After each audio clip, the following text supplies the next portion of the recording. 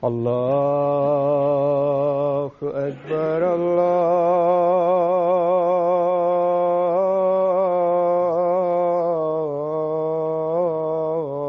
الله أكبر الله أكبر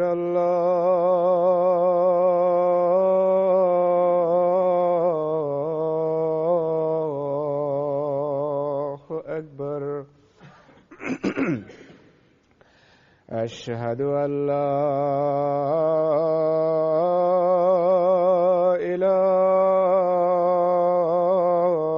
إله إلا الله. أشهد أن لا إله إلا الله. أشهد أن محمدًا رسول الله.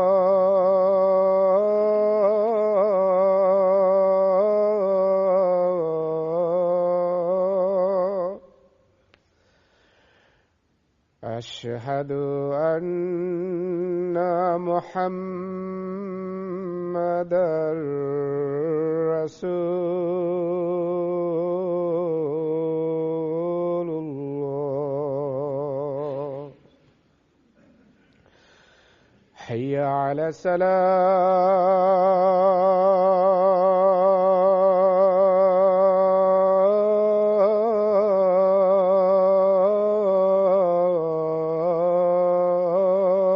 الصلاة.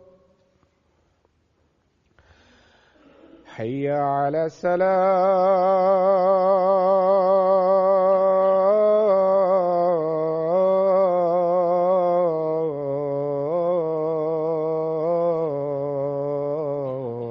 الصلاة.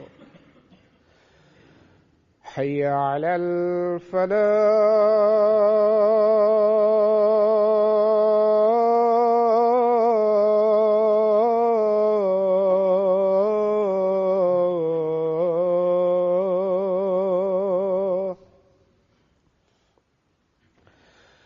حي على الفلاح.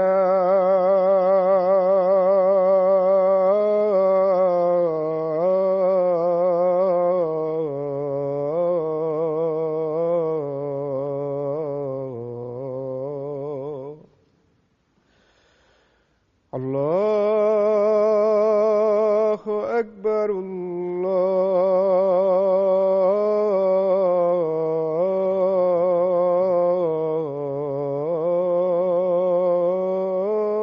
الله أكبر.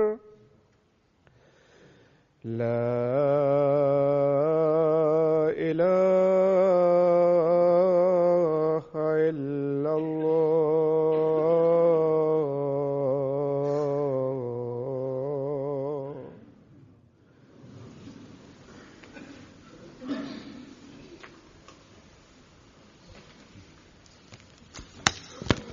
السلام علیکم ورحمۃ اللہ.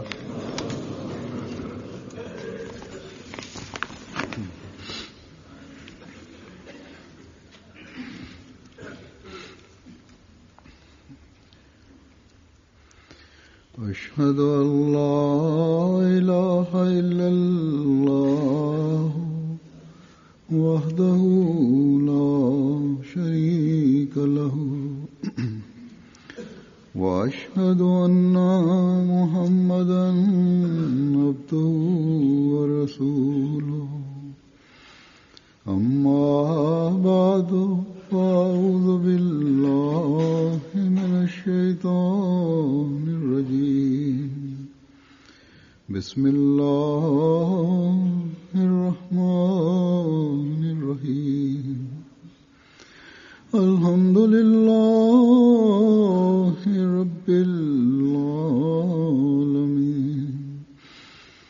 الرحمن الرحيم. مالك يوم الدين. إياك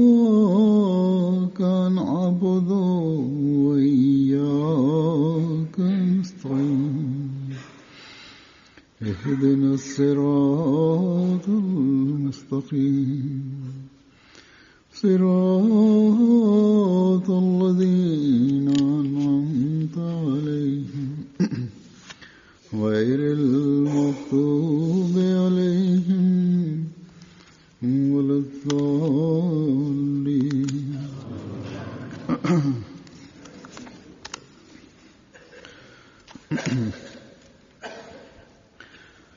दो दिन हुए अल-फज़ल इंटरनेशनल का ताज़ा शुमारा देखा था. 2 ദിവസത്തിന് മുമ്പ് അൽ ഫസൽ ഇന്റർനാഷണലിന്റെ പുതിയ ലക്കം നോക്കുകയായിരുന്നു. അതിൽ ഹസ്രത്ത് മുസ്ലിം മൗദ് റളിയല്ലാഹു അൻഹുവിന്റെ आपने ഒരു പ്രസംഗ ഭാഗം നൽകിയിരുന്നു. അതിൽ അദ്ദേഹം 37 में ये तो जो दिलाई थी. ആ സമയത്ത് 1937 ശ്രദ്ധ ക്ഷണിച്ചിരുന്നു. इसलिए इनसे തദവസരത്തിൽ നിരവധി സഹാബാക്കൾ അന്ന് ജീവനോടെ ഉണ്ടായിരുന്നു. मौत जमा करवाए जाए. അതിനാൽ അവരിൽ നിന്ന് ഹസ്രത്ത് മസീഹ് അലൈഹി ഇസ്ലാമിന്റെ സംഭവങ്ങളും വചനങ്ങളും സ്വരൂപിച്ചിരുന്നു. കാരണം ഒരു കാലഘട്ടം ആസന്നമാകുന്നതാണ്. അപ്പോൾ വിവിധങ്ങളായ പ്രശ്നങ്ങളുടെ പരിഹാരത്തിനായി ഈ സംഭവങ്ങൾ വളരെ ഉപകാരപ്രദമാകുന്നതാണ്. ഒരു ഉദാഹരണം അദ്ദേഹം വിവരിച്ചത് ഇപ്രകാരമാണ്. ഒരു യുവാവായ സഹാബി എന്നോട് പറയുകയുണ്ടായി, എനിക്ക് ഇത്രമാത്രം ഓർമ്മയുണ്ട്. അന്ന് ഞാൻ ചെറിയ കുട്ടിയായിരുന്ന അവസരത്തിൽ ഒരു ദിവസം ഞാൻ ഹസ്രത്ത് മസീഹ് അലൈഹി ഇസ്ലാമിന്റെ ഹസ്തം ഗ്രഹിച്ചു. കുറച്ചു നേരത്തേക്ക് തന്റെ കൈകളിൽ ആ കരങ്ങൾ इस्लाम ने ഒതുക്കിക്കൊണ്ട് ഞാൻ നിന്നു. हाथ लहदा किया. കുറച്ചു സമയത്തിന് ശേഷം ഹസ്രത്ത് മസീഹ് മൗദ് അലൈഹി ഇസ്ലാം തന്റെ കരങ്ങൾ അതിൽ നിന്ന് മുക്തമാക്കിക്കൊണ്ട് ഏതോ ജോലിയിൽ ഏർപ്പെട്ടു. ഇത് വളരെ यही कहा कि നിസ്സാരമായ ഒരു സംഭവമാണ്. गो में सहाबी हूँ. അദ്ദേഹം എഴുതുന്നു, बात याद है. ഇത്ര മാത്രമാണ് തനിക്ക് ഓർമ്മയുള്ളതെന്ന്. आपने कहा कि इन बातों में भी അദ്ദേഹം സഹാബിയായിരുന്നു, എന്നാൽ എനിക്ക് ഇത്ര മാത്രമേ ഓർമ്മയുള്ളൂ. पता चलता है എന്നാൽ അദ്ദേഹം എഴുതുന്നു, ഈ കാര്യങ്ങളിലും വലിയ പ്രഭാവങ്ങൾ വെളിപ്പെടുന്നു. ഉദാഹരണമായി ഈ ചെറിയ കാര്യത്തിൽ നിന്ന് മനസ്സിലാവുന്നത് ചെറിയ കുട്ടികളെയും മുതിർന്നവരുടെ സദസ്സിൽ കൊണ്ടുവരേണ്ടതാണ്. കൂടാതെ ആവശ്യാനുസരണം സ്നേഹത്തോടെ തന്റെ കരം മോചിപ്പിച്ചു, കൈപിടിച്ചു, ശരി തന്നെ, എന്നാൽ ജോലി ചെയ്യണമായിരുന്നു. അതിനായി ആവശ്യം നേരിട്ടു, സ്നേഹത്തോടെ തന്റെ കരം അതിൽ നിന്ന് മോചിപ്പിച്ചു.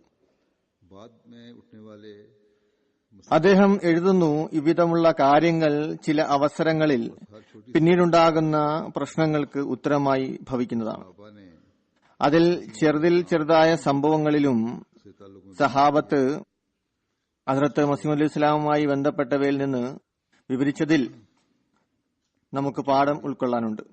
हाथ पकड़ा, मोहब्बत से पकड़ा, पकड़े रखा, കുട്ടികളുടെ जो जरूर കൈപിടിച്ചു, വളരെ സ്നേഹത്തോടെ കൈപിടിച്ചുകൊണ്ടിരുന്നു, तरीके से ഉപേക്ഷ ഉണ്ടായില്ല.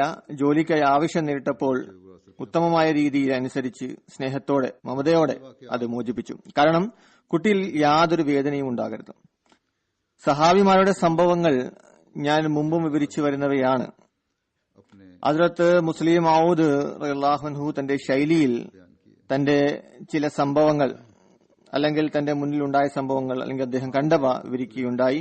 खताबात और खुतबात में അദ്ദേഹത്തിന്റെ വിവിധങ്ങളായ പ്രഭാഷണങ്ങളിലും ഖുതുബകളിലും അദ്ദേഹം ഇത് വിവരിച്ചുകൊണ്ടേയിരുന്നു. ഇതിൽ പാഠമുണ്ട്, तारीख भी है, हज़रत मसीह मौद अलैहिस्सलाम ഉപദേശവുമുണ്ട്, भी है. इसके ചരിത്രവും ഉൾക്കൊള്ളുന്നു. ഹസ്രത്ത് മസീഹ് അലൈഹി ഇസ്ലാമിന്റെ ജീവചരിത്രവും അതിൽ നിന്ന് നമുക്ക് ലഭിക്കുന്നു. किरदार अदा करते അതിലെ ചില സംഭവങ്ങൾ നമ്മുടെ മുമ്പിൽ വരുന്നു. നമ്മുടെ ജീവിതത്തിലും ഈ കാര്യങ്ങൾ വളരെ വലിയ സ്വാധീനം ചെലുത്തുന്നവയാണ്. वाक़फ़ जिंदगी നമ്മുടെ ജീവിതത്തെ ഉത്തമമാക്കുന്നതിന് ഉതകുന്ന കാര്യങ്ങളാണിവ. ये कर रहे हैं. നമ്മുടെ ഒരു വഖഫ് ജിന്ദഗി ഹബീബുർ റഹ്മാൻ സാഹിബ് വളരെ പരിശ്രമിക്കുകയുണ്ടായി. अच्छी कोशिश है. വിവിധ സ്ഥലങ്ങളിൽ നിന്ന് ശേഖരിച്ച ഈ കാര്യങ്ങളെ സുരുക്കൂട്ടുന്നതിനുള്ള ശ്രമം നടന്നുവരുന്നു. सुबह के बाद വളരെ നല്ല ശ്രമമാണ്. എന്നാൽ ചില സംഭവങ്ങൾ സന്ദർഭോചിതമോ അല്ലെങ്കിൽ ആനുകാലികമോ ആകാത്ത കാരണത്താൽ വിശദീകരിക്കപ്പെടുന്നവയല്ല. जब ये लहदा छप जाएगी तो उम्मीद है എന്തെന്നാൽ സംഭവങ്ങൾ ഒരുമിച്ച് കൂട്ടപ്പെടുക മാത്രമാണ് ചെയ്തത്. ഇതിനായി ചില രീതികളും നിയമങ്ങളും പാലിക്കേണ്ടത് ആവശ്യകതയുണ്ട്. होगा हमारे लिटरेचर में. എന്തുതന്നെയായാലും ഒരു പ്രത്യേക രൂപകൽപ്പന നൽകിയ ശേഷം ഈ പുസ്തകം പ്രസിദ്ധീകരിച്ചു കഴിഞ്ഞാൽ നമ്മുടെ സാഹിത്യങ്ങളിൽ വലിയ ഒരു മുന്നേറ്റം ഉണ്ടാകുന്നതാണ്. ഈ സമയം ഞാനിവിടെ വിവരിക്കുന്നതിനായി ചില സംഭവങ്ങൾ ശേഖരിച്ചിട്ടുണ്ട്. അതിൽ ചിലത് ഖലീഫത്തുൽ മസീഹ് സാനിയുടെ സ്വന്തം സംഭവങ്ങളാണ്, അല്ലെങ്കിൽ ചിലത് അദ്ദേഹം മറ്റുള്ളവരുടെ സംഭവങ്ങളായാണ് വിവരിച്ചിരുന്നത്. ഞാൻ പറഞ്ഞതുപോലെ അദ്ദേഹത്തിന്റെ ശൈലിയിലാണ് വിവരിച്ചിരുന്നത്. അതിൽ ഉപദേശമുണ്ട്. ചില കാര്യങ്ങളെ സംബന്ധിച്ചുള്ള വിശദീകരണവും അതിൽ അടങ്ങിയിരിക്കുന്നു. ചിലത് ഞാൻ ഇന്ന് വിവരിക്കുന്നതാണ്. പ്രത്യേകപ്പെടുത്തിയ വിഷയത്തിന്റെ അടിസ്ഥാനത്തിലല്ല ഞാൻ വിവരിക്കുന്നത്. ഇത് വിവിധ വിഷയങ്ങളെ സംബന്ധിച്ചുള്ള സംഭവങ്ങളാണ്. സന്ദർഭോചിതമായി മറ്റവസരങ്ങളിൽ വിവരിക്കുന്നതായിരിക്കും ഇൻഷാ അല്ലാഹ്. ഖുതുബയിൽ ഞാൻ ഈ സംഭവങ്ങൾ വിവരിക്കാനുള്ള കാരണം MDA മുഖേന ലോകത്തിൽ ഖുതുബ ജുമയാണ് അഹമ്മദിയ മുസ്ലിം ജമാഅത്ത് കൂടുതലായി കേൾക്കുന്നത്. ഞാൻ പറഞ്ഞതുപോലെ ചില വിഷയങ്ങൾ പരിഹരിക്കുന്നതിന് ഉത്തമമായ മാർഗം ഇവ വിവരിക്കുന്നു. അതിനാൽ ഇവ ഓരോ അഹമ്മദിയും അറിഞ്ഞിരിക്കേണ്ടതാണ്. അതിനാൽ അതിനുള്ള ഉത്തമ മാർഗം ജുമാ ഖുതുബയാണ്. ഹദ്റത്ത് മുസ്ലിം മൗദ് വിവരിക്കുന്നു, ഒരിക്കൽ ഒരു നായ ഞങ്ങളുടെ വീട്ടുവാതിക്കൽ വന്നു. ഞാൻ അവിടെ നിൽക്കുകയായിരുന്നു. അകത്തെ മുറിയിൽ ഹദ്റത്ത് മസീമോദ് അലൈഹി സ്വലാം മാത്രമായിരുന്നു ഉണ്ടായിരുന്നത്. ഞാൻ ഈ നായയോട് ആംഗ്യം കാണിച്ചുകൊണ്ട് വിളിച്ചു, ടിപ്പു ടിപ്പു. ഹദ്റത്ത് സാഹിബ് വളരെ ദേഷ്യത്തോടെ പുറത്തേക്ക് വന്നുകൊണ്ട് പറഞ്ഞു, നിനക്ക് ലജ്ജ തോന്നുന്നില്ലേ? ബ്രിട്ടീഷുകാർ ശത്രുത കാരണത്താൽ നായകളുടെ പേര് ഒരു സത്യസന്ധനായ മുസ്ലിമിന്റെ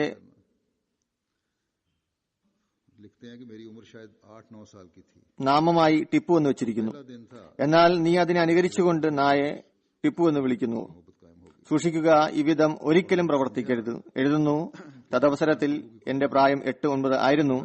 അതിന്റെ ഹൃദയത്തിൽ ടിപ്പു സുൽത്താനെ സംബന്ധിച്ച് സ്നേഹം അനുകരിപ്പിച്ച ആദ്യ ദിവസമായിരുന്നു. ടിപ്പു സുൽത്താന്റെ ത്യാഗം പാഴായിപ്പോയില്ല എന്ന് എനിക്ക് മനസ്സിലായി. അള്ളാഹു അദ്ദേഹത്തിന്റെ നാമത്തിന് അനുഗ്രഹം നൽകിയത് എപ്രകാരമാണെന്ന് വെച്ചാൽ, ദൈവനിയുക്തനും കാലഘട്ടത്തിന്റെ ഇമാമും അതിനെ വിലമതിക്കുന്നു, അതിനായി ഊറ്റം കൊള്ളുന്നു. പിന്നീട് അദ്ദേഹം എഴുതുന്നു, ഈ സംഭവത്തിന്റെ ഒരു വശത്തു നിന്ന് വെളിവാകുന്ന നിർവചനം കുട്ടികളുടെ എല്ലാ പ്രവൃത്തികളും വ്യത്യസ്തം കൽപ്പിക്കാതെ സഹിക്കുക എന്നത് ദീനിന്റെ ഗണത്തിൽ ഉൾപ്പെടുകയില്ല.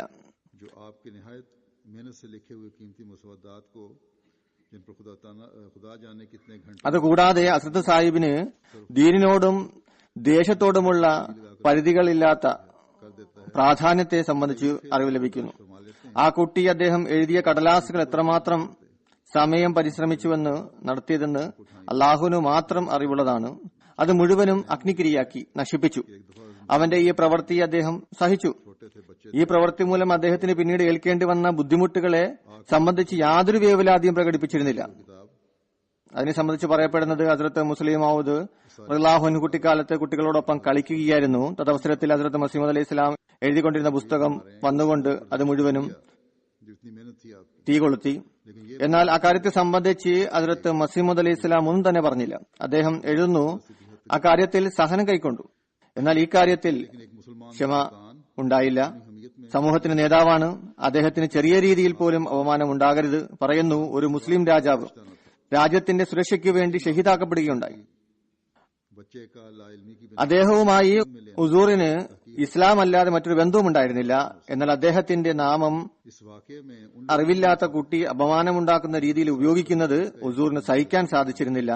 ഈ സംഭവത്തിൽ ഹദ്റത്ത് സാഹിബിനെ ബ്രിട്ടീഷിന്റെ ഏജന്റാണെന്ന് പറയുന്നവർക്കുള്ള ആക്ഷേപത്തിന് ഉതകുന്ന മറുപടിയും നമുക്ക് കാണുന്നു.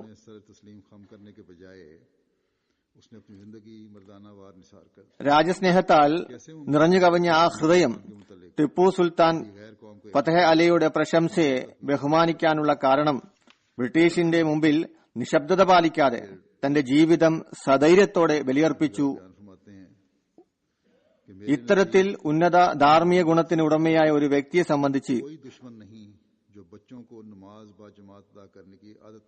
അന്യ സമൂഹത്തിന്റെ ഏജന്റാണെന്ന് പറയുവാനുള്ള ചിന്ത പോലും ഹൃദയത്തിൽ കൊണ്ടുവരാൻ ഇവർക്ക് എങ്ങനെ സാധിക്കുന്നു? പിന്നീട് സ്ഥലത്ത് പറയുന്നു, എന്റെ മുന്നിൽ കുട്ടികളെ ജമാഅത്തായ നമസ്കാരശീലം വളർത്താത്ത മാതാപിതാക്കളെക്കാൾ വലിയ ശത്രുത പുലർത്തുന്നവർ മറ്റാരും തന്നെയില്ല. എനിക്കൊരു ദിവസം ഓർമ്മയുണ്ട്. ഒരു ദിവസം അതായത് ഹസ്രത്ത് മസീമദ് അലൈഹി സ്വലാം രോഗിയായിരുന്നു. അത് കാരണം മസ്ജിദിൽ പോകാൻ സാധിച്ചിരുന്നില്ല. തദവസരത്തിൽ എനിക്ക് പ്രായപൂർത്തിയായിരുന്നില്ല. പ്രായപൂർത്തിയായവർക്കുള്ള കൽപ്പനകൾ എന്നിൽ പൂർത്തിയായിരുന്നില്ല. ചെറുതായിരുന്നു, കുട്ടിയായിരുന്നു. ഞാൻ ജുമാ നമസ്കാരത്തിനായി പള്ളിയിലേക്ക് പോകുന്ന വേളയിൽ ഞാനൊരു വ്യക്തിയെ കണ്ടു. ആ സമയത്തെ പ്രായം കണക്കിലെടുത്താൽ ആ രൂപം മനസ്സിലുണ്ടാവുകയില്ല. എന്നാൽ ആ സംഭവത്തിന്റെ പ്രഭാവം കാരണത്താൽ ആ മനുഷ്യന്റെ രൂപം എനിക്ക് ഇപ്പോഴും ഓർമ്മയുണ്ട്. മുഹമ്മദ് ബക്ഷ് എന്നായിരുന്നു അദ്ദേഹത്തിന്റെ പേര്. ഇപ്പോൾ അദ്ദേഹം കാദിയാനിലാണ് താമസിക്കുന്നത്. ഞാൻ അദ്ദേഹത്തോട് ചോദിച്ചു, താങ്കൾ തിരിച്ചു വന്നത് നമസ്കാരം കഴിഞ്ഞതുകൊണ്ടാണോ? അദ്ദേഹം പറഞ്ഞു, ആളുകളുടെ ആധിക്യം കാരണത്താൽ പള്ളിയിൽ സ്ഥലമില്ലായിരുന്നു, അതിനാൽ ഞാൻ തിരിച്ചു വന്നു. ഈ മറുപടി ലഭിച്ച ഞാൻ തിരിച്ചു വന്നു. വീട്ടിൽ വന്ന് നമസ്കാരം നിർവഹിച്ചു. ഹദ്റത്ത് സാഹിബ് ഇത് കണ്ടുകൊണ്ട് എന്നോട് ചോദിച്ചു, പള്ളിയിൽ നമസ്കരിക്കാൻ എന്തുകൊണ്ട് പോയില്ല? അള്ളാഹുവിന്റെ അനുഗ്രഹത്താൽ ഞാൻ ചെറുപ്പത്തിൽ തന്നെ അള്ളാഹുവിന്റെ റസൂൽ എന്ന രീതിയിലാണ് ഹസ്രത്ത് സാഹിബിനെ ബഹുമാനിച്ചിരുന്നത്. അദ്ദേഹത്തിന്റെ ചോദ്യത്തിൽ കാഠിന്യം ഞാൻ കണ്ടിരുന്നു. അദ്ദേഹത്തിന്റെ മുഖത്ത് നിന്ന് കോപം വെളിപ്പെട്ടുകൊണ്ടിരുന്നു. അദ്ദേഹത്തിന്റെ ഈ വിധത്തിലുള്ള ചോദ്യം എന്നിൽ വലിയ സ്വാധീനമുണ്ടാക്കി. മറുപടിയായി ഞാൻ പറഞ്ഞു, ഞാൻ പോയിരുന്നു, എന്നാൽ സ്ഥലമില്ല എന്ന കാരണത്താൽ തിരിച്ചു വന്നു. ഇത് കേട്ട് അദ്ദേഹം നിശബ്ദനായി. എന്നാൽ ജുമാ നമസ്കാരത്തിന് ശേഷം മൗലവി അബ്ദുൽ കരീം സാഹിബ് അദ്ദേഹത്തിന്റെ അവസ്ഥ അന്വേഷിക്കുവാനായി വന്നപ്പോൾ ആദ്യം തന്നെ അദ്ദേഹത്തോട് ഹസ്രത്ത് സാഹിബ് തിരക്കിയത്, ഇന്ന് ഒരുപാട് ആളുകൾ ഉണ്ടായിരുന്നു പള്ളിയിൽ നമസ്കരിക്കുവാൻ. തദവസരത്തിൽ എന്റെ ഹൃദയത്തിൽ വലിയ വേവലാതി ഉണ്ടായി. കാരണം ഞാൻ പള്ളിയിൽ പോയിരുന്നില്ല. പറഞ്ഞ വ്യക്തിക്ക് തെറ്റ് സംഭവിച്ചതാണെന്ന് അറിയില്ല, അല്ലെങ്കിൽ അദ്ദേഹം പറഞ്ഞ കാര്യത്തിൽ എനിക്ക് തെറ്റിദ്ധാരണ സംഭവിച്ചതാണോ? ഞാൻ അദ്ദേഹത്തിന്റെ വാക്കിൽ നിന്ന് മനസ്സിലാക്കിയത് പള്ളിയിൽ സ്ഥലമില്ല എന്നാണ്. എനിക്കുണ്ടായ ചിന്ത, എനിക്ക് തെറ്റിദ്ധാരണയാണ് ഉണ്ടായതെങ്കിൽ, അല്ലെങ്കിൽ പറഞ്ഞ വ്യക്തിക്ക് തെറ്റിദ്ധാരണ ഉണ്ടായെങ്കിൽ, രണ്ടവസരത്തിലും ആരോപം എന്റെ മേലാണ് ഉണ്ടാകുക, അതായത് ഞാൻ കള്ളം പറഞ്ഞു. മൗലവി അബ്ദുൽ കരീം സാഹിബ് മറുപടി നൽകി, ഹുസൂർ, ശരിക്കും ഇന്ന് വലിയ ജനസമൂഹമായിരുന്നു ഉണ്ടായിരുന്നത്. യാഥാർത്ഥ്യം എന്തായിരുന്നുവെന്ന് എനിക്ക് ഇപ്പോഴും അറിയില്ല. അള്ളാഹു എന്റെ രക്ഷയ്ക്കായി സാഹചര്യം സൃഷ്ടിച്ചു. മൗലവി സാഹിബിന്റെ നാവിൽ നിന്നും അതിനുള്ള സാക്ഷ്യം നൽകുകയും ചെയ്തു. അല്ലെങ്കിൽ അസാധാരണമായ നിലയിൽ അന്ന് ഒരുപാട് ആളുകൾ പള്ളിയിൽ എത്തിയിരിക്കാം. എന്തായാലും ഒരു സംഭവം നടന്നു. അതിനെ സംബന്ധിച്ച് ഇന്നും എന്റെ ഹൃദയത്തിൽ തീവ്രമായ സ്വാധീനം. അതിൽ ഹദ്റത്ത് മസീമദ് അലൈഹി സ്വലാമിന് ജമാഅത്തായ നമസ്കാരത്തെ സംബന്ധിച്ച് എത്രമാത്രം വ്യാകുലത ഉണ്ടായിരുന്നുവെന്ന് മനസ്സിലാകുന്നതാണ്. തന്റെ ബാല്യത്തിന്റെ ചില ചെറിയ സംഭവങ്ങൾ, അതായത് എഴുത്തിനെ സംബന്ധിച്ച് വിവരിക്കുന്നു. വിദ്യാഭ്യാസത്തെ സംബന്ധിച്ചുള്ളതാണ്.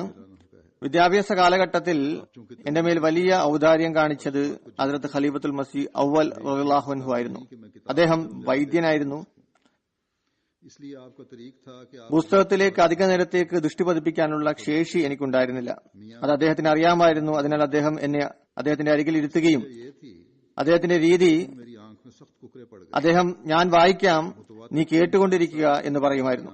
ഇതിനുള്ള കാരണം ബാല്യത്തിൽ എന്റെ കണ്ണിൽ കുരുക്കൾ ബാധിച്ചിരുന്നു. 3-4 വർഷത്തേക്ക് എന്റെ കണ്ണുകൾക്ക് വേദന അനുഭവപ്പെട്ടിരുന്നു. ഈ കുരുക്കളുടെ രോഗം കാരണത്താൽ കാഴ്ച നഷ്ടപ്പെടുമെന്നാണ് ഡോക്ടർമാർ വിധി കൽപ്പിച്ചത്. അതിനാൽ ഹദ്റത്ത് മസീമദ് അലൈഹി സ്വലാം എന്റെ ആരോഗ്യത്തിനായി പ്രധാനമായും ദുആ ചെയ്യാൻ തുടങ്ങി. അതോടൊപ്പം നോമ്പനുഷ്ഠിക്കുവാനും ആരംഭിച്ചു. അദ്ദേഹം ആ സമയം എത്ര നോമ്പാണ് അനുഷ്ഠിച്ചതെന്ന് എനിക്കറിയില്ല. എന്തായാലും 3-7 നോമ്പുകൾക്ക് ശേഷം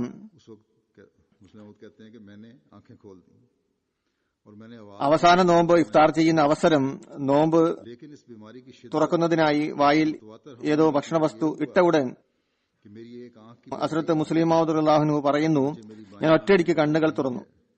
എനിക്ക് കാണാൻ സാധിക്കുന്നുവെന്ന് വിളിച്ചു പറയാൻ തുടങ്ങി. എന്നാൽ ആ അസുഖത്തിന്റെ കാഠിന്യം, തുടർച്ചയായുള്ള സ്വാധീനം കാരണത്താൽ ഒരു കണ്ണിന്റെ കാഴ്ച നഷ്ടപ്പെട്ടു. എന്റെ ഇടത്തെ കണ്ണിന് കാഴ്ചയില്ല.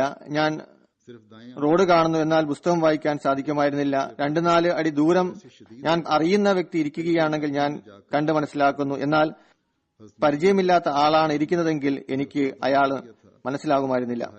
വലത് കണ്ണ് മാത്രമാണ് പ്രവർത്തിച്ചിരുന്നത്. എന്തായാലും അതിലും കുരുക്കളുടെ അസുഖം ബാധിച്ചു. ചില രാത്രികളിൽ ഉണർന്ന് കഴിയേണ്ട അവസ്ഥ ഉണ്ടാകുന്ന വിധം രോഗം വളരെയധികം മൂർധനാവസ്ഥയിലെത്തി. ഹദ്റത്ത് മസീമദ് അലൈഹി സ്വലാം എന്റെ അധ്യാപകരോട് പറഞ്ഞിരുന്നു, വിദ്യാഭ്യാസം ഇവന്റെ ഇഷ്ടാനുസരണമായിരിക്കും. ഇതിൽ മുസ്ലിം മൗദിനെ സംബന്ധിച്ചുള്ള ഒരു കാര്യം വ്യക്തമാകുന്നത്, ഈ രോഗത്തിന്റെയും മറ്റ് അവസ്ഥകളുടെയും കാരണമുണ്ടായിട്ടും ഭൗതിക ആത്മീയ വിദ്യകളാൽ അവൻ നിറയ്ക്കപ്പെടുന്നു എന്ന അള്ളാഹുവിന്റെ വാഗ്ദാനം എത്ര ഉന്നതമായ നിലയിൽ അള്ളാഹു പൂർത്തീകരിച്ചു എന്ന് നോക്കുക. ലക്ഷക്കണക്കിന് പുസ്തകങ്ങൾ ഞാൻ വായിച്ചുവെന്ന് അദ്ദേഹം ഒരു സ്ഥലത്ത് എഴുതുന്നു. വളരെ വേഗത്തിലും അദ്ദേഹം വായിച്ചിരുന്നു. എന്തായാലും അദ്ദേഹം പറയുന്നു, മസീമദ് അലൈഹി സ്വലാം പറയുന്നു,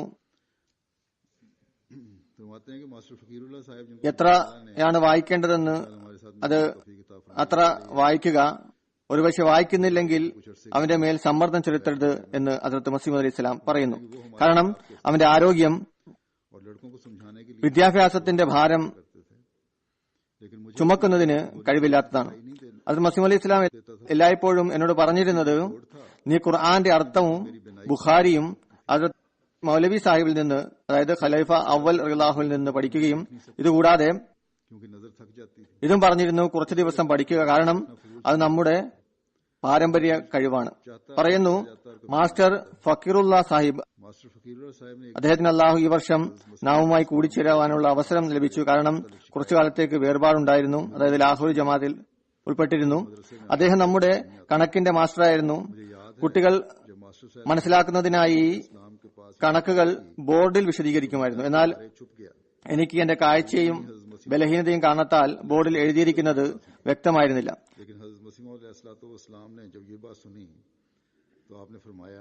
എത്ര ദൂരത്താണ് ബോർഡ് സ്ഥിതി ചെയ്തിരുന്നത് അവിടെ എന്റെ കാഴ്ച എത്തില്ലായിരുന്നു. അതുപോലെ ഒരുപാട് നേരത്തേക്ക് ബോർഡിൽ സൂക്ഷിച്ചു നോക്കുവാനും സാധിക്കുമായിരുന്നില്ല, കാരണം കണ്ണ് വേദനിച്ചിരുന്നു.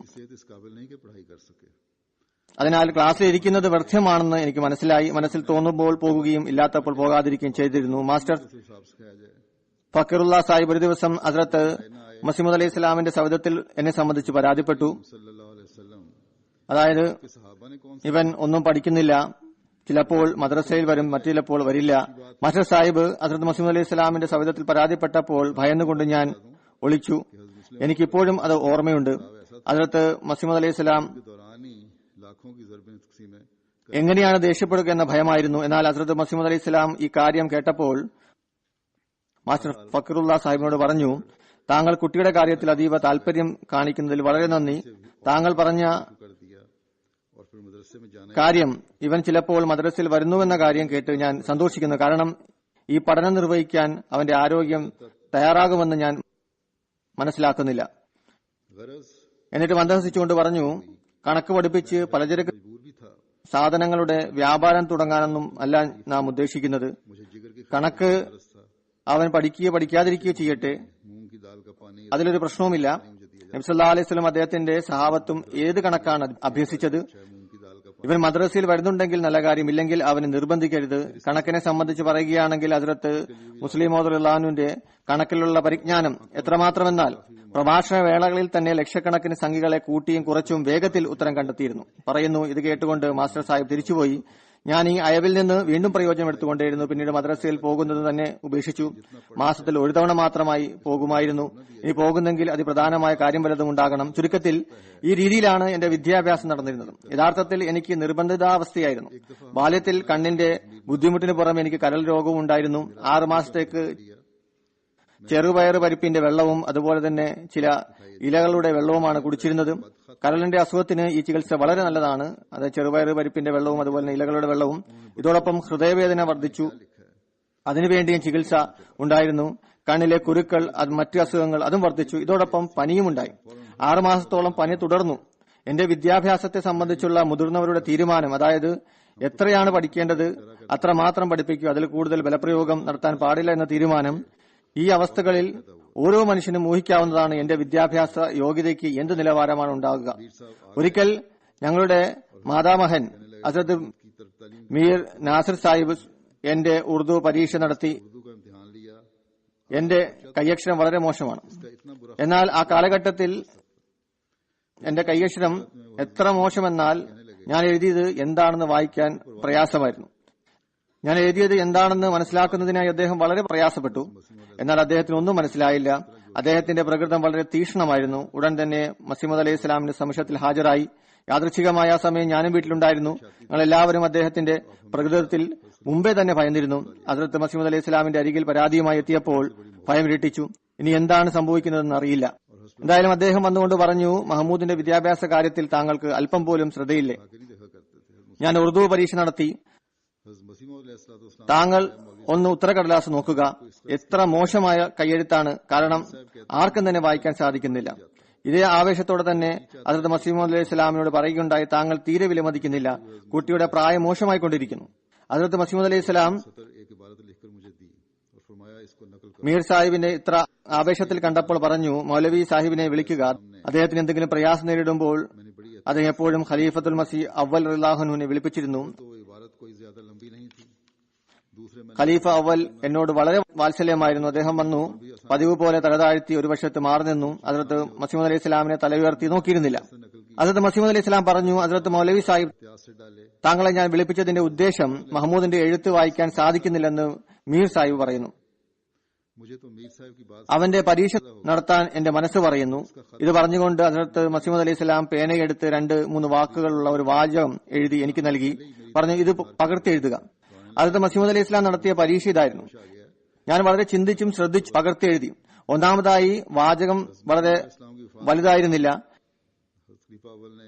രണ്ടാമതായി അത് നോക്കി എഴുതുക മാത്രമാണ് ഞാൻ ചെയ്തിരുന്നത്. പകർത്തി എഴുതുന്നത് അതിലും എളുപ്പമായിരുന്നു. കാരണം മൂലവാചകം മുൻപിൽ തന്നെ ഉണ്ടാവും. പിന്നീട് ഞാൻ സാവധാനത്തിൽ പകർത്തി എഴുതി അലിഫ് ബ വളരെ ശ്രദ്ധയോടെ കുറിച്ചു. ഹസ്രത്ത് മസീഹ് അലൈഹി ഇസ്ലാം ഇത് കണ്ടപ്പോൾ പറഞ്ഞു, മീർ സാഹിബിന്റെ വാക്കുകളിൽ എനിക്ക് വലിയ ആവലാതി ഉണ്ടായി. എന്നാൽ ഇവന്റെ എഴുത്ത് എന്റെ കൈയക്ഷരത്തിന് സാമ്യത പുലർത്തുന്നു. അത് ഖലീഫത്തുൽ മസീഹ് അവൽ എന്നെ അനുകൂലിച്ച് പറയാൻ ആദ്യം തന്നെ തയ്യാറായിരിക്കുകയായിരുന്നു. പറഞ്ഞു, ഹുസൂർ, മീർ സാഹിബ് വളരെയധികം ആവേശഭരിതനായിക്കൊണ്ടാണ് പറഞ്ഞത്, ഇവന്റെ കയ്യക്ഷരം വളരെ നല്ലതാണ്. ഹസ്രത്ത് മസീഹ് അലൈഹി സ്വലാമിന്റെ വഫാത്തിന് ശേഷം ഖലീഫത്തുൽ മസീഹ് അവൽ റളിയല്ലാഹു അൻഹു പറഞ്ഞു, മിയ, എന്നിൽ നിന്ന് ബുഖാരി മുഴുവനായി പഠിക്കുക. കാരണം ഞാൻ നിങ്ങളോട് പറഞ്ഞിരുന്നു, ഹസ്രത്ത് മസീഹ് അലൈഹി സ്വലാം എന്നോട് പറയാറുണ്ടായിരുന്നു മൗലവി സാഹിബിൽ നിന്ന് ഖുർആാനും ബുഖാരിയും പഠിക്കുക. അതിനാൽ ഹസ്രത്ത് മസീഹ് അലൈഹി സ്വലാമിന്റെ ജീവിതത്തിൽ തന്നെ ഞാൻ അദ്ദേഹത്തിൽ നിന്ന് ഖുർആാനും ബുഖാരിയും പഠിക്കാൻ ആരംഭിച്ചിരുന്നു. അത് നടന്നുകൊണ്ടിരുന്നു. അതുപോലെ വൈദ്യം ഞാൻ മസീഹ് അലൈഹി സ്വലാമിന്റെ നിർദ്ദേശപ്രകാരം അദ്ദേഹത്തിൽ നിന്ന് തുടക്കം കുറിച്ചിരുന്നു. പിന്നീട് അദ്ദേഹം തശീഹത്തുൽ അദ്ആൻ മാസിക ആരംഭിച്ചപ്പോൾ അതിനെ സംബന്ധിച്ച് ഖലീഫ അവൽ റളിയല്ലാഹു അൻഹുവിന്റെ പെരുമാറ്റ രീതിയും അതുപോലെ ഏതൊന്നാണ് കാണാൻ ആഗ്രഹിച്ചതെന്ന് ഇത് സംബന്ധിച്ചുമായി എഴുതുന്നു. കുറച്ചു കാലം മുമ്പ് ഞാനും ചില സുഹൃത്തുക്കളും ചേർന്ന് തശീഹത്തുൽ അദ്ആൻ മാസിക ആരംഭിച്ചിരുന്നു. ഈ മാസികയുടെ പ്രസിദ്ധീകരണത്തിനായി ഞാൻ എഴുതിയ ലേഖനത്തിൽ ഇതിന്റെ ഉദ്ദേശ ലക്ഷ്യങ്ങൾ വിവരിക്കുകയുണ്ടായി. ഇത് പ്രസിദ്ധീകരിച്ചപ്പോൾ ഹസ്രത്ത് ഖലീഫത്തുൽ മസീഹ് അവൽ റളിയല്ലാഹു അൻഹു ഹസ്രത്ത് മസീഹ് അലൈഹി ഇസ്ലാമിന്റെ സമക്ഷത്തിൽ ഇത് സംബന്ധമായി വളരെ പ്രശംസിക്കുകയുണ്ടായി. ഈ ലേഖനം താങ്കൾ വായിക്കുവാനുള്ള നിലവാരത്തിലുള്ളതാണെന്നും അങ്ങനെ മസീഹ് അലൈഹി ഇസ്ലാം ആ മാസിക മസ്ജിദ് മുബാറക്കിന്റെ മുകളിൽ വരുത്തുകയും ഏകദേശം മൗലവി മുഹമ്മദ് അലി സാഹിബിനെ കൊണ്ട് വായിപ്പിച്ച് കേൾക്കുകയും ചെയ്തു. അതിനെ പ്രശംസിച്ചു. എന്നാൽ അതിനുശേഷം ഞാൻ ഖലീഫ അവൽ റളിയല്ലാഹുവിനെ കണ്ടുമുട്ടിയപ്പോൾ അദ്ദേഹം പറഞ്ഞു, നിന്റെ ലേഖനം വളരെ നല്ലതായിരുന്നു, എന്നാൽ എന്റെ ഹൃദയം സന്തോഷിക്കുന്നില്ല. നമ്മുടെ രാജ്യത്ത് ഒരു ചൊല്ല് പ്രസിദ്ധമാണ്, ഊണ്ട് ജാലി ദാർ ഡോല വഡാലി. മിയ, നീ ഈ ചെല്ല് പൂർത്തിയാക്കിയില്ല. അതിന്റെ അർത്ഥം മനസ്സിലാകാത്ത തരത്തിൽ എനിക്ക് പഞ്ചാബി അത്ര വശമില്ലായിരുന്നു. എന്റെ മുഖത്തുള്ള ആശ്ചര്യം കണ്ട അദ്ദേഹം പറഞ്ഞു, ഒരുപക്ഷെ നിനക്ക് ഇതിന്റെ അർത്ഥം മനസ്സിലായിട്ടില്ല. ഇത് നമ്മുടെ പ്രദേശത്തുള്ള ഒരു ഉദാഹരണമാണ്. ഒരു വ്യക്തി ഒട്ടകത്തിന്റെ വിൽപ്പന നടത്തുകയായിരുന്നു. ഒട്ടകത്തിന്റെ കുട്ടിയെയും അതോടൊപ്പം ഉണ്ടായിരുന്നു. അതിനെ ആ പ്രദേശത്ത് ഡോല എന്നാണ് പറയാറുള്ളത്. ആരോ അതിന്റെ വില ചോദിച്ചപ്പോൾ അയാൾ പറഞ്ഞു, ഒട്ടകത്തിന് 40 രൂപയാണ്, എന്നാൽ ഡോലയ്ക്ക് 42 രൂപയാണ്. അയാൾ ഇത് എന്താണ് കാര്യമെന്ന് തിരക്കി. കച്ചവടക്കാരൻ പറഞ്ഞു, ഡോല ഒട്ടകവുമാണ്, ഒട്ടകത്തിന്റെ കുട്ടിയുമാണ്. അതുപോലെ നിന്റെ മുന്നിൽ ഹസ്രത്ത് മസീഹ് അലൈഹി സ്വലാം ഖലീഫത്തുൽ മസീഹ് അവൽ റളിയല്ലാഹു അൻഹു ഉപദേശിച്ചുകൊണ്ട് പറഞ്ഞു, നിന്റെ മുന്നിൽ ഹസ്രത്ത് മസീഹ് അലൈഹി സ്വലാമിന്റെ ബറാഹിനെ അഹമ്മദിയ ഉണ്ട്. അദ്ദേഹം അത് രചിക്കുമ്പോൾ അദ്ദേഹത്തിന് മുമ്പിൽ യാതൊരു ഇസ്ലാമിക ഗ്രന്ഥവും ഉണ്ടായിരുന്നില്ല. എന്നാൽ നിന്റെ മുന്നിൽ ഇത് ഉള്ളതുകൊണ്ട് അതിലും മുന്തിയത് എഴുതേണ്ടതാണ് ഞാൻ പ്രതീക്ഷിച്ചുകൊണ്ടിരുന്നത്. മുസ്ലിം റളിയല്ലാഹു എഴുതുന്നു, അള്ളാഹുവിന്റെ പ്രവാചകന്മാരെക്കാൾ ആർക്കാണ് കൂടുതൽ അറിവ് നേടാൻ കഴിയുക? അവരുടെ മറിഞ്ഞിരിക്കുന്ന ഖജനാവിൽ നിന്ന് പതുക്കെ പുതിയത് കണ്ടുപിടിച്ച് സമർപ്പിക്കുക മാത്രമാണ് സാധ്യമാകുന്നത്. അതത് ഖലീഫത്തുൽ മസീഹ് അവൽ റളിയല്ലാഹു അൻഹു ഉദ്ദേശം ഇതായിരുന്നു. പിന്നീട് വരുന്ന തലമുറയുടെ ജോലി കഴിഞ്ഞ അടിസ്ഥാന വസ്തുക്കളെ നിലനിർത്തിക്കൊണ്ട് അതിനെ ഉയർത്തുക എന്നതാണ്. ഇക്കാര്യം വരുന്ന തലമുറ മുന്നിൽ വെക്കുകയാണെങ്കിൽ സ്വയം അനുഗ്രഹങ്ങളും ഔദാര്യങ്ങളും കരസ്ഥമാക്കുന്നതാണ്. സമൂഹത്തിനും അത് അനുഗ്രഹത്തിനും ബർക്കത്തിനും ഹേതുവായിത്തീരുന്നതാണ്. എന്നാൽ പൂർവികരെക്കാൾ മുൻകടക്കുന്ന ശ്രമം നന്മയിലാണ് വേണ്ടിയത്. കള്ളന്റെ മകൻ കളവ് തുടരുകയല്ല വേണ്ടത്. നമസ്കരിക്കുന്ന പിതാവിന്റെ മകൻ പിതാവിനേക്കാൾ നമസ്കരിക്കുന്നവനായി മാറുക. വിശുദ്ധ ഖുർആന്റെ മഹത്വത്തെ സംബന്ധിച്ച ഒരു സ്ഥലത്ത് പറയുന്നു, എനിക്ക് ബാല്യകാലത്തെ ഒരു സംഭവം, ഞാൻ കുട്ടിയായിരുന്നപ്പോൾ ഹദ്റത്ത് മസീഹ് അലൈഹി ഇസ്ലാമിന്റെ സദസ്സിൽ ചില ശത്രുക്കൾ വന്നുകൊണ്ട് അദ്ദേഹത്തിന്റെ മേൽ ആക്ഷേപം ഉന്നയിച്ചപ്പോൾ തുടങ്ങി. കാരണം ഹദ്റത്ത് മസീഹ് അലൈഹി ഇസ്ലാം വളരെ സൗമ്യത്തോടെയാണ് സംസാരിച്ചിരുന്നത്. ചില അവസരങ്ങളിൽ അദ്ദേഹത്തിന് ശത്രുവിന്റെ തന്ത്രത്തിനും എതിരിന് പൊരുതാൻ സാധിക്കില്ല ഇല്ലെന്ന് ചിലപ്പോൾ ഞാൻ കരുതുന്നു. എന്നാൽ ശത്രുതയിൽ മുന്നേറുമ്പോൾ അദ്ദേഹത്തിന്റെ മുന്നിൽ ഏതെങ്കിലും ഒരു ആകാശീയ ശക്തി കീഴടക്കിയതായി തോന്നുന്നു. അദ്ദേഹം വളരെ പ്രൗഢിയോടുകൂടി മറുപടി നൽകുന്നു. മജ്ലിസിൽ നിശബ്ദത വ്യാപിക്കുന്നു. അവരുടെ മൂഢത എത്രത്തോളം എന്നാൽ ആരെങ്കിലും വിശുദ്ധ ഖുർആന്റെ മേൽ ആരോപണം ഉന്നയിക്കുമ്പോൾ പറയപ്പെടുന്നത് നിശബ്ദനായിരിക്കുക, അല്ലാത്തപക്ഷം നിങ്ങളുടെ വിശ്വാസം നഷ്ടപ്പെടുന്നതാണ്. സാധാരണഗതിയിൽ കാര്യങ്ങൾ മനസ്സിലായില്ലെങ്കിൽ മൗലവിമാരും ഇപ്രകാരം പറയുന്നു. ചില നവാഹമ്മദികളും ഇക്കാര്യം എഴുതാറുണ്ട്. അതായത് ഇസ്ലാമിന്റെ മനസ്സിലാകാത്ത കാര്യങ്ങളിൽ വലിയ ആശയക്കുഴപ്പം സൃഷ്ടിക്കാതിരിക്കുക, അല്ലാത്തപക്ഷം വിശ്വാസം നഷ്ടപ്പെടുന്നതാണ്.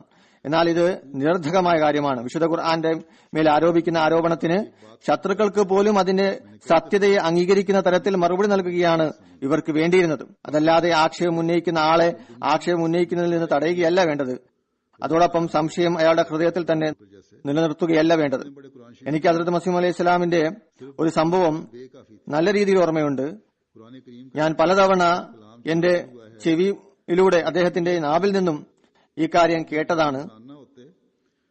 അദ്ദേഹം പറയുന്നു, ലോകത്ത് മുഴുവൻ ഹദ്റത്ത് അബൂബക്കർ റളിയല്ലാഹുവിനെ പോലെ ആയിരുന്നുവെങ്കിൽ ഇത്ര മഹത്തരമായ ഖുർആന്റെ ആവശ്യമുണ്ടായിരുന്നില്ല. ബിസ്മിയിലെ ബാ മതിയായിരുന്നു. വിശുദ്ധ ഖുർആന്റെ പരിജ്ഞാനപൂർണമായ ആയത്തുകൾ അവതരിച്ചതിന് കാരണം അബൂജഹലായിരുന്നു. അബൂജഹലിനെ പോലുള്ള മനുഷ്യൻ ഉണ്ടായില്ലെങ്കിൽ ഇത്ര വിശദീകരണ വിധേയമായ ഖുർആന്റെ ആവശ്യം തന്നെ ഉണ്ടാകുമായിരുന്നില്ല. ചുരുക്കത്തിൽ വിശുദ്ധ ഖുർആൻ അള്ളാഹുവിന്റെ ഗ്രന്ഥമാകുന്നു. ഇതിൽ എത്ര തന്നെ ആരോപണമുണ്ടായാലും അത്രയും തന്നെ ഈ ഗ്രന്ഥത്തിന്റെ സവിശേഷതകൾ പ്രകടമാകുന്നതാണ്. അതിൽ ഈ ഭയം, അതായത് ആരോപണം ശക്തമായാൽ അതിനെങ്ങനെ മറുപടി പറയാൻ സാധിക്കുമെന്ന ഭയം ശൈത്താന്റെ ഒരു പ്രകോപനം മാത്രമാണ്. അള്ളാഹുവിന്റെ ഗ്രന്ഥമല്ലേ നമ്മുടെ വിശ്വാസത്തെ സംരക്ഷിക്കേണ്ടത്? അതല്ലാതെ നാം ആണോ അള്ളാഹുവിന്റെ വചനത്തെ സംരക്ഷിക്കേണ്ടത്? ആ വചനം തന്റെ രക്ഷയ്ക്കായി മനുഷ്യനെ ആശ്രയിക്കുന്നത് അത് അസത്യപൂർണമായ വചനമാകുന്നു. അതിനെ ഉപേക്ഷിക്കുന്നതാണ് നല്ലത്. ഇത് നമ്മുടെ ഉപകാരത്തിനുള്ളതല്ല. നമ്മുടെ ഉപകാരത്തിനായിട്ടുള്ളത് വിശുദ്ധ ഖുർആനാണ്. അതിന്റെ സുരക്ഷയ്ക്കായി ഒരു മനുഷ്യന്റെ സഹായവും അതിനാവശ്യമില്ല. അതിന്റെ സംരക്ഷകൻ അള്ളാഹുവാകുന്നു. അതിന്റെ മേൽ ആരോപിക്കുന്ന ആക്ഷേപത്തെ അത് സ്വയം ദൂരീകരിക്കുന്നു. അതിന്റെ മഹത്വം അത് സ്വയം വ്യക്തമാക്കുന്നു. നമ്മുടെ ഖുർആൻ ഇപ്രകാരമുള്ളതാണ്. പിന്നീട് നഫ്സിന്റെ ബലഹീനതയെ പരിശോധന വിധേയമാക്കേണ്ടത് എപ്രകാരമാണ് എന്നതിനെ സംബന്ധിച്ച് അദ്ദേഹം പറയുന്നു. ഹദ്റത്ത് മസീഹ് അലൈഹി ഇസ്ലാമിന്റെ ഒരു സംഭവമാണ്. ഒരിക്കൽ ലാഹോറിലെ വീതിയിൽ, അതായത് മനുഷ്യന് സ്വയം തന്നെ നഫ്സിന് ഒരു നിയന്ത്രണം ഉണ്ടാവേണ്ടതാണ്. ഇതിനെ സംബന്ധിച്ചാണ് പറയുന്നത്. ഒരിക്കൽ ലാഹോറിലെ വീതിയിൽ വെച്ച് ഒരു വ്യക്തി അദ്ദേഹത്തിനെ തള്ളുകയുണ്ടായി.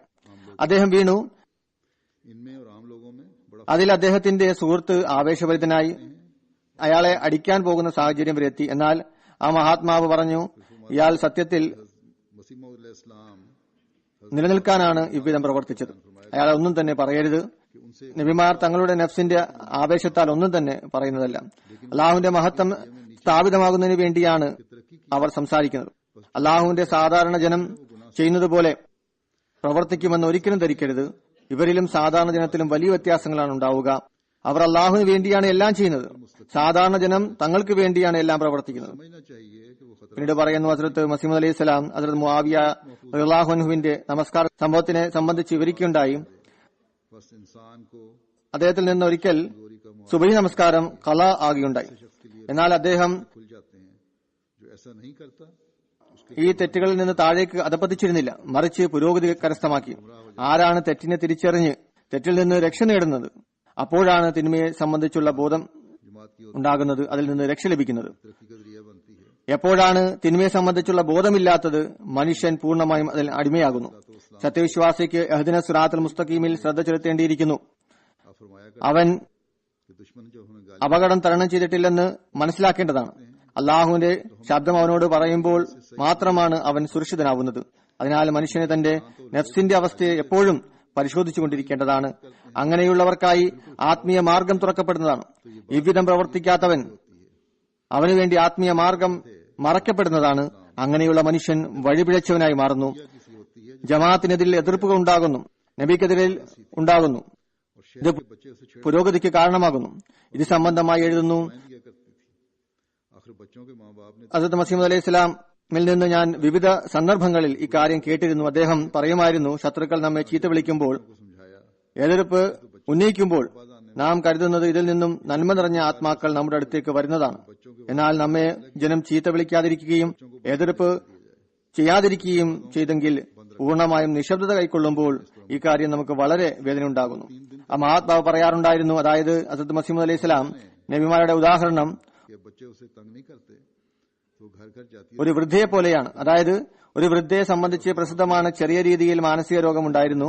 പട്ടണത്തിലെ കുട്ടികൾ അവരെ കളിയാക്കുമായിരുന്നു, അവരെ ചീത്ത വിളിക്കുമായിരുന്നു. അപ്പോൾ അവർ മറുപടിയായി അവരെ ചീത്ത വിളിക്കുകയും ശാപപ്രാർത്ഥന ചെയ്യുകയും ചെയ്തിരുന്നു. അവസാനം കുട്ടികളുടെ മാതാപിതാക്കൾ വൃദ്ധയെ പ്രയാസത്തിലായിരുന്ന കുട്ടികളെ തടയുവാൻ തീരുമാനിച്ചു. അങ്ങനെ അവർ തുക്കളെ കാര്യം ധരിപ്പിച്ചു. എന്നാൽ അവർ തങ്ങളുടെ പ്രവർത്തിയിൽ നിന്ന് പിന്മാറിയില്ല, കാരണം അവർ കുട്ടികളായിരുന്നു.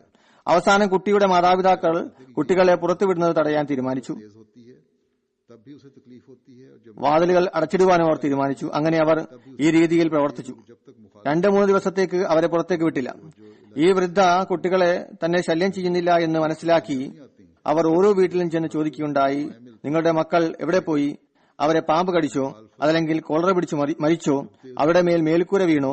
അതല്ല മിന്നലേറ്റോ? ചുരുക്കത്തിൽ ഓരോ വാതിലിലും ചെന്ന് ഈ വിധത്തിലുള്ള കാര്യങ്ങൾ ചോദിച്ചു.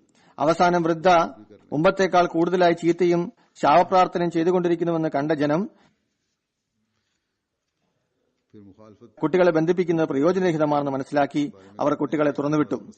ആ മഹാത്മാവ് പറയുന്നു, ഈ അവസ്ഥയാണ് ഒരു നബിയുടേത്. എതിർപ്പ് ശക്തമാകുമ്പോൾ അദ്ദേഹത്തിന് വേദനയുണ്ടാകുന്നു. എതിരാളികൾ എതിർപ്പിൽ നിന്ന് പിന്മാറുമ്പോൾ അപ്പോഴും നബിക്ക് പ്രയാസമുണ്ടാകുന്നു. കാരണം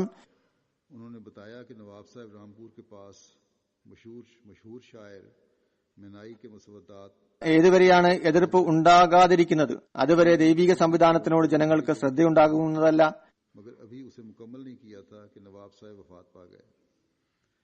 പിന്നെ നബിയിൽ നിന്ന് ചീത്തവിളി ഒരിക്കലും ഉണ്ടാകുന്നതല്ല. നബിയിൽ നിന്ന് എപ്പോഴും എല്ലാ അവസരത്തിലും ദുആയാണ് ലഭിക്കുക. എന്നാൽ എതിർപ്പ് ശക്തമാകുമ്പോൾ എതിരാളികൾക്ക് വേണ്ടിയും ദുആ ചെയ്യുന്നു. കാരണം സത്യം അവരിൽ തുറക്കപ്പെടുന്നതിനായി, അങ്ങനെ അവർ അത് സ്വീകരിക്കുന്നതിനായി ദുആ ചെയ്യുന്നു. എതിർപ്പ് പുരോഗതികൾക്കുള്ള മാർഗമാകുന്നതിനെ സംബന്ധിച്ച് പറയുന്ന, ഒരിക്കൽ ഹസ്രത്ത് മസീഹ് അലൈഹി സ്വലാമിന്റെ സമക്ഷത്തിൽ ഒരു മൗലവി വന്നു. ഒരു മൗലവിയായിരുന്നു, പ്രസിദ്ധനായ ഒരു കവിയായിരുന്നു, പ്രസിദ്ധനായ സാഹിത്യകാരനായിരുന്നു. നവാബ് സാഹിബ് റാംപൂർ അദ്ദേഹത്തെ ഉറുദു പഴഞ്ചൊല്ലുകളുടെ നിഘണ്ടു രചിക്കുന്നതിനായി നിയോഗിച്ചു. അദ്ദേഹം പറഞ്ഞു, നവാബ് റാംപൂറിന്റെ അടുത്ത് പ്രശസ്തനായ കവി മണിയാക്ക മുസിയത്ത് ഉണ്ടായിരുന്നു. അദ്ദേഹം ഉറുദുവിന്റെ വലിയ ഒരു നിഘണ്ടു രചിച്ചിരുന്നു. എന്നാൽ അത് പൂർത്തിയാക്കുന്നതിന് മുമ്പ് നവാബ് സാഹിബ് വഫാത്തായി. നവാബ് സാഹിബ് റാംപൂർ ആ ശേഖരം എനിക്ക് നൽകിയിരുന്നു. എന്നോട് പറഞ്ഞു, അത് നീ പൂർത്തിയാക്കുക. ഹസ്രത്ത് മസീഹ് അലൈഹി സ്വലാം ചോദിച്ചു, റാംപൂരിൽ നമ്മെ വളരെ അധികം എതിർക്കുന്നു. താങ്കൾ അവിടെ താമസിക്കുന്ന വ്യക്തിയാണ്, താങ്കൾക്ക് ബയ്യത്ത് ചെയ്യുന്നതിലേക്ക് ശ്രദ്ധ എങ്ങനെ ഉണ്ടായി? അദ്ദേഹം പറഞ്ഞു, എനിക്ക് ആരോ ദുർസമയം നൽകുകയുണ്ടായി. ഞാൻ സ്വയം ഒരു കവിയാണ്, ഞാൻ താങ്കളുടെ പദ്യം വായിച്ചു. ഇക്കാരണത്താൽ ഞാൻ വളരെയധികം ആകർഷിക്കപ്പെട്ടിരിക്കുന്നു. കാരണം ഇതിൽ പ്രവാചക സ്നേഹം നിറഞ്ഞു കവിഞ്ഞിരുന്നു. അതിനുശേഷം മൗലവി സനഉല്ലാ സാഹിബ് അവിടെ വന്നു. അദ്ദേഹം ഒരു പ്രസംഗം നടത്തി.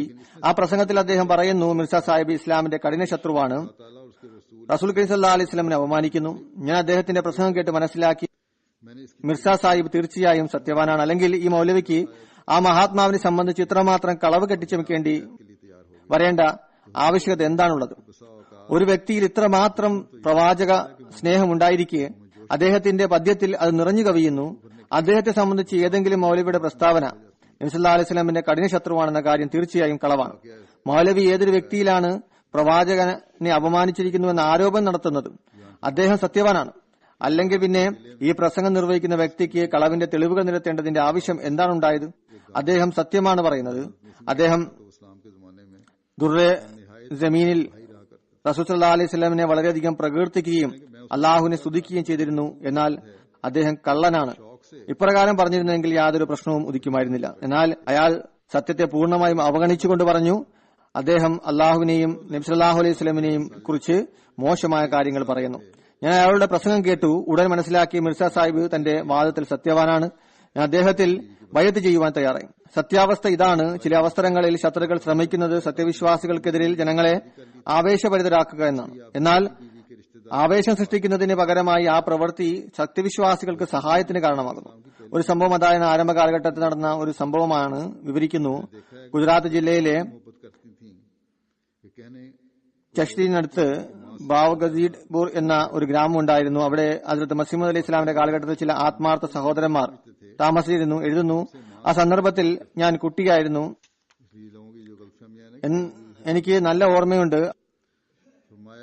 അവർ വലിയ ആവേശത്തോടെ ഹസ്രത്ത് മസീഹ് അലൈഹി ഇസ്ലാമിന്റെ സദസ്സിൽ വന്നിരിക്കുമായിരുന്നു. വളരെയധികം ബലഹീനരായിരുന്നു.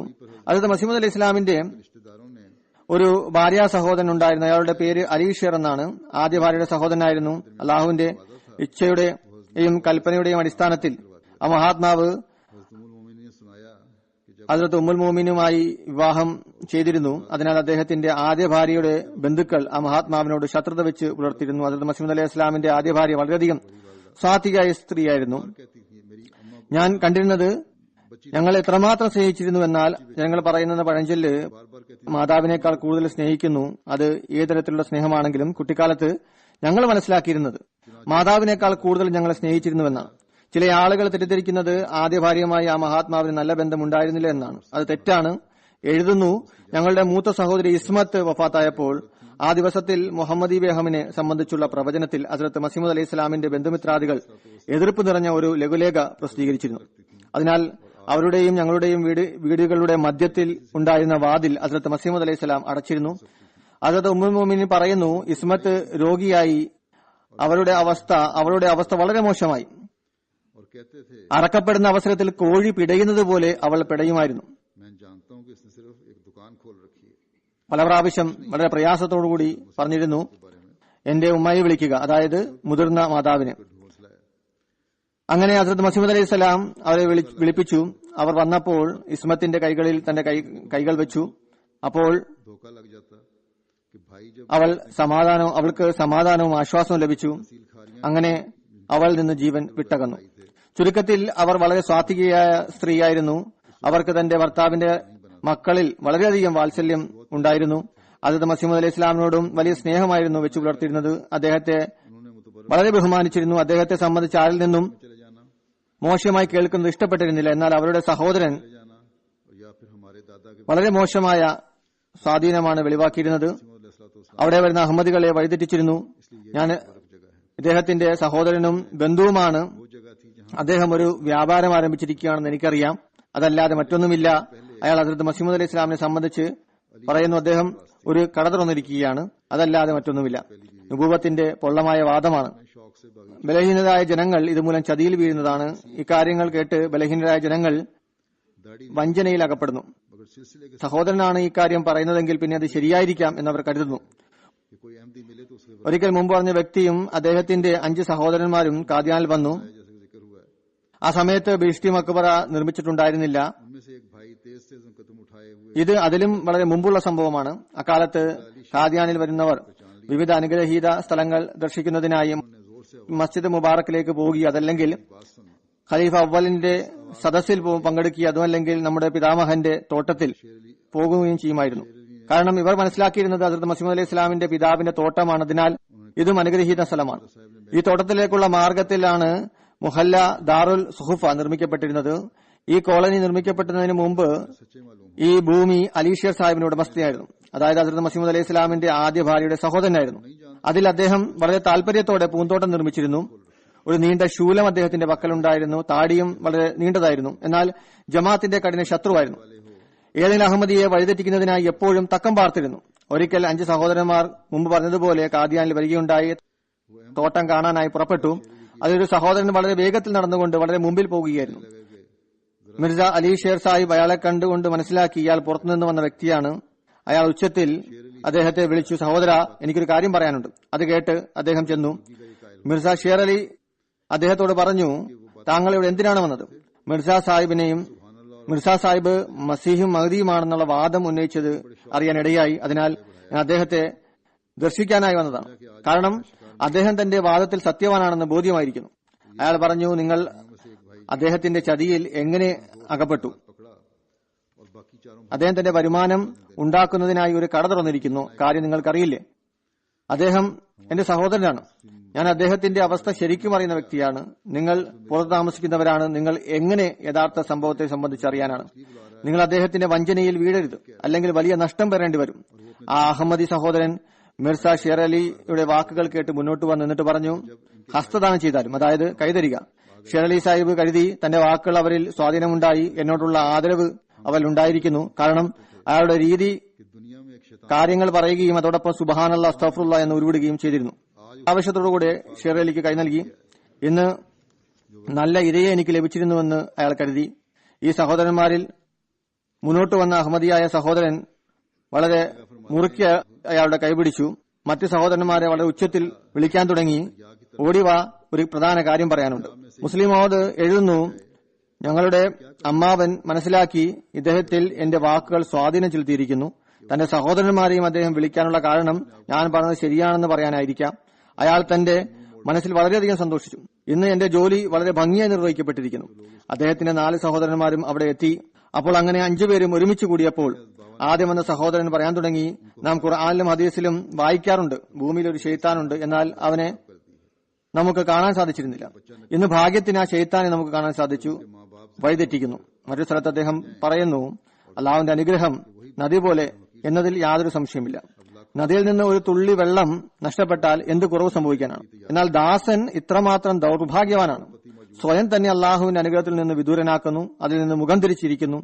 ഒരു നിയുക്തൻ ആഗതനാകുമ്പോൾ ജനങ്ങൾ അദ്ദേഹത്തെ നിസ്സാരനായി ഗണിച്ചുകൊണ്ട് നിഷേധിക്കുന്നു. എഴുതുന്നു, ബാബാ നാനക്കിന്റെ മാതാപിതാക്കളും അദ്ദേഹത്തെ വളരെ നിസ്സാരനായാണ് മനസ്സിലാക്കിയിരുന്നത്. അവൻ ഞങ്ങളുടെ വ്യാപാരം നഷ്ടത്തിലാക്കിയെന്ന് പറഞ്ഞിരുന്നു. ഞങ്ങളുടെ വീട്ടിൽ ഒരു മണ്ടനാണ് ജനിച്ചിരിക്കുന്നതെന്ന്.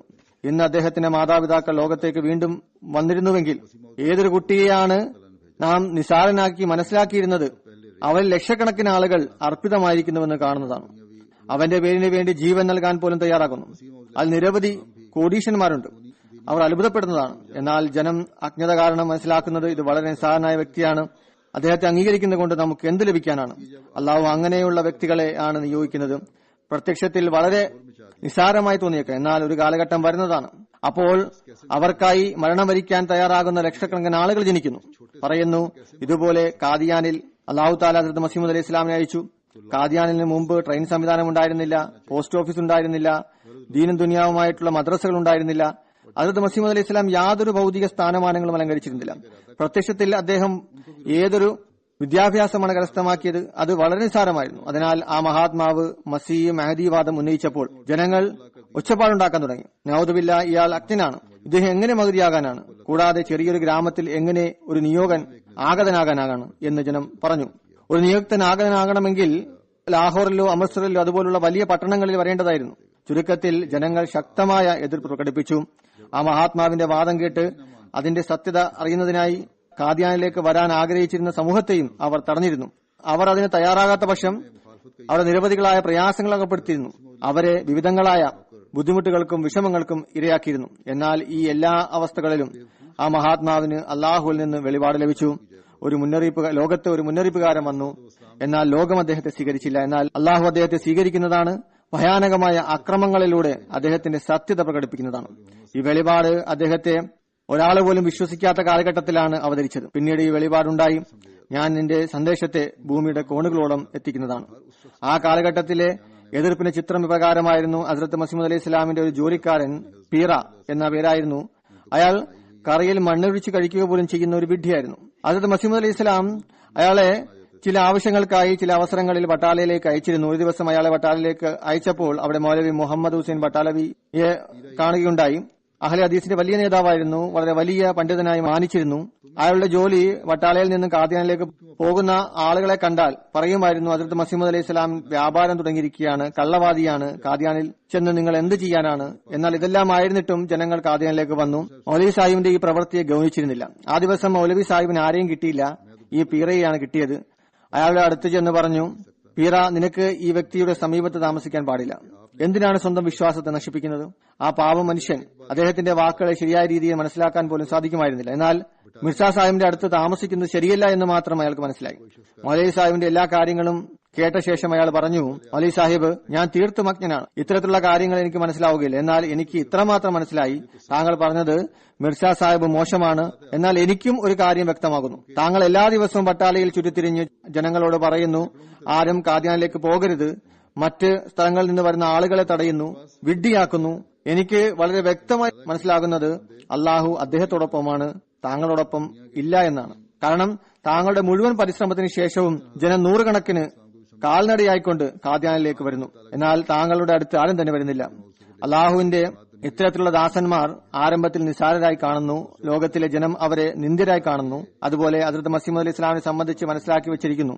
എന്നാൽ ഇന്ന് അള്ളാഹു നികത്താൽ മുസ്ലിം മൗദ് എഴുതുന്നു, നമ്മുടെ ജമാഅത്ത് ലോകത്തിന്റെ വിവിധ കോണുകളിലേക്ക് വ്യാപിച്ചിരുന്നു. ഇന്ന് അള്ളാഹുവിന്റെ അനുഗ്രഹത്താൽ അതിലും കൂടുതലായി വളർന്നിരിക്കുന്നു. ചുരുക്കത്തിൽ ഹദ്റത്ത് മസീഹ് മൗഊദ് ഇസ്ലാമിന്റെ ജീവിതത്തിൽ അവസാന ജലസയിൽ 700 അംഗങ്ങളാണ് വന്നിരുന്നുവെങ്കിൽ ജുമാ ഖുത്ബയിലാണ് ഹദ്റത്ത് മുസ്ലിം മൗദ് റളിയല്ലാഹു അൻഹു ഇത് പറയുന്നത്. മസ്ജിദ് അക്സയിൽ ഇപ്പോൾ 4000 പേർ പങ്കെടുത്തിരിക്കുന്നു. ലോകത്തിന്റെ വിവിധ ഭാഗങ്ങളിൽ ഈ മസ്ജിദിലും ഇന്ന് 5,000-6,000 ആളുകൾ ഹാജരായിരിക്കുന്നു, കുത്തുബ കേൾക്കുന്നവരായിട്ടുണ്ട്. അദ്ദേഹം പറയുന്നു, അദ്ദേഹത്തിന്റെ കാലഘട്ടത്തിൽ ഹിന്ദുസ്ഥാനിലെ എല്ലാ സമൂഹവും അദ്ദേഹത്തിന്റെ എതിരിൽ ശബ്ദമുയർത്തി, ശക്തമായി എതിർപ്പ് പ്രകടിപ്പിച്ചു. എന്നാൽ ഈ എല്ലാ എതിർപ്പുകളും ഉണ്ടായിരുന്നിട്ട് കൂടി ഹിന്ദുസ്ഥാനിലും നമ്മുടെ ജമാഅത്ത് പുരോഗതി കൈവരിച്ചു. വിദേശ രാജ്യങ്ങളിലും നമ്മുടെ ജമാഅത്ത് സ്ഥാപിച്ചു. ഇന്ന് നമ്മുടെ മിഷൻ ലോകത്തിലെ എല്ലാ രാജ്യങ്ങളിലും തങ്ങളുടെ പ്രവർത്തനങ്ങൾ കാഴ്ചവെക്കുന്നു. England, America, Africa, China, Japan മുതലായ യൂറോപ്പിലെ മുഴുവൻ രാജ്യങ്ങളിലും നമ്മുടെ മിഷൻ നിലവിൽ വന്നിരിക്കുന്നു. തബ്ലീഗ് പ്രവർത്തനങ്ങൾ നടന്നുവരുന്നു. ആഫ്രിക്കയിലെ ജനങ്ങൾ വിദ്യാഭ്യാസം കരസ്ഥമാക്കുന്നു.